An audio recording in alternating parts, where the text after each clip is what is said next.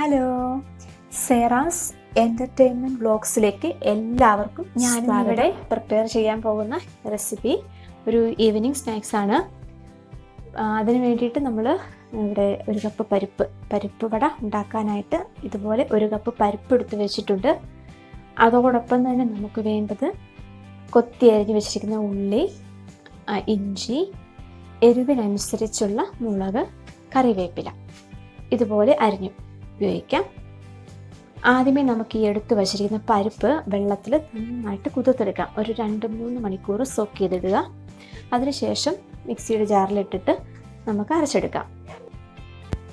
അപ്പം നമുക്ക് ഈ പരിപ്പ് മിക്സിയുടെ ജാറിലിട്ട് അരച്ചെടുത്ത് വരാം.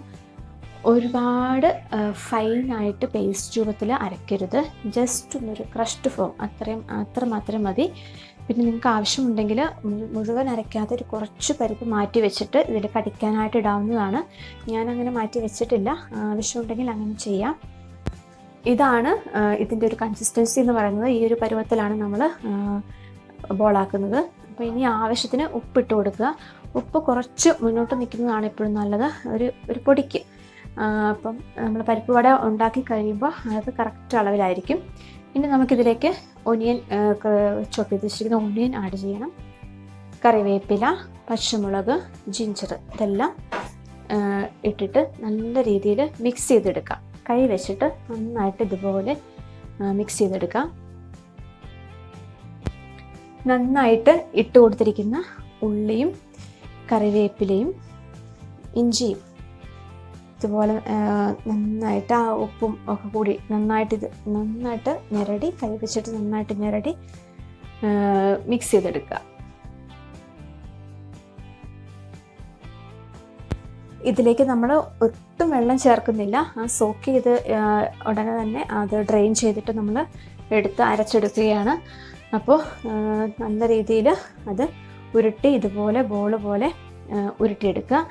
എന്ന് വെച്ചിട്ട് ലെഫ്റ്റ് ഹാൻഡിൽ ഈ ബോൾ വെച്ചിട്ട് റൈറ്റ് ഹാൻഡിൻ്റെ പാം വെച്ചിട്ട് നന്നായിട്ടങ്ങ് പ്രസ് ചെയ്യുക.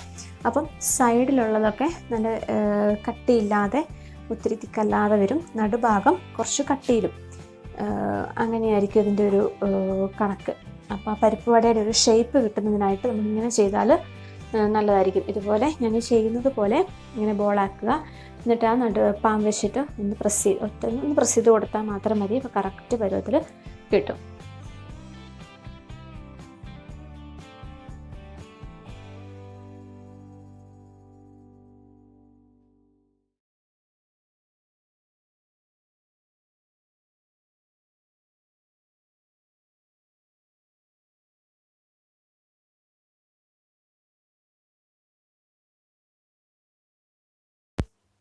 അപ്പം ഞാനിതെല്ലാം ഇവിടെ ഓരോ ബോളാക്കി എല്ലാം റെഡിയാക്കി വെച്ചിട്ടുണ്ട്. നമുക്കിനി ഇത് എണ്ണ ചൂടാകുമ്പോൾ ഓരോന്നായി ഇട്ട് കൊടുത്ത് പൊള്ളിച്ചെടുക്കാം.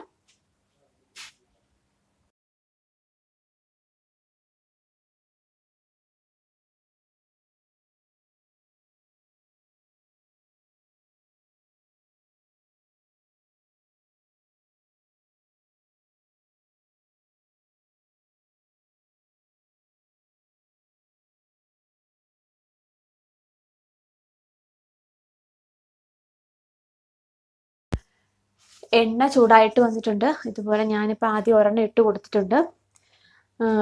എണ്ണ ചൂടാക്കുമ്പോൾ ഒരുപാട് ചൂടാകുകയും ചെയ്യരുത്, എന്നാൽ ഒരു മീഡിയം ഫ്ലെയിമിൽ മാത്രമായിരിക്കണം ഇത് പൊള്ളിച്ചെടുക്കേണ്ടത്. കുറയാനും പാടില്ല, കുറഞ്ഞു പോയാൽ ഇത് പിളർന്നു പോകും. അപ്പോൾ ഇതുപോലെ പൊള്ളിച്ചെടുക്കാം. ഇപ്പോൾ ഒരു കളറൊക്കെ മാറി വന്നിട്ടുണ്ട്, ഒരു ബ്രൗണിഷ് കളറായി. ഇതാണ് ഇതിൻ്റെ ഒരു പരുവെന്ന് പറയുന്നത്.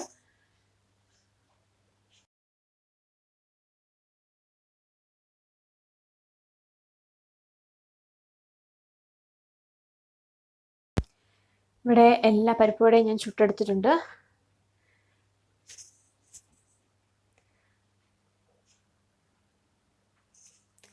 നോക്കൂ, ഇതാണ്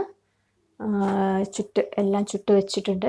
ഈ ഒരു കളറാകുമ്പോൾ കോരി എടുക്കാവുന്നതാണ്. ഇതിനോടൊപ്പം തന്നെ ഒരു സ്ട്രോങ് ആയിട്ടൊരു കട്ടൻ ചായ ഉണ്ടെങ്കിൽ അടിപൊളിയാണ്.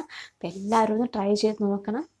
പരിപ്പ് വട, നല്ല ചൂടൻ പരിപ്പ് വടയും നല്ല സ്ട്രോങ് ഒരു ചായയും വൈകുന്നേരം അടിപൊളിയാണ്. അപ്പോൾ ട്രൈ ചെയ്യണം. ട്രൈ ചെയ്തിട്ട് കമൻറ്റ് അറിയിക്കണം, സപ്പോർട്ട് ചെയ്യണം.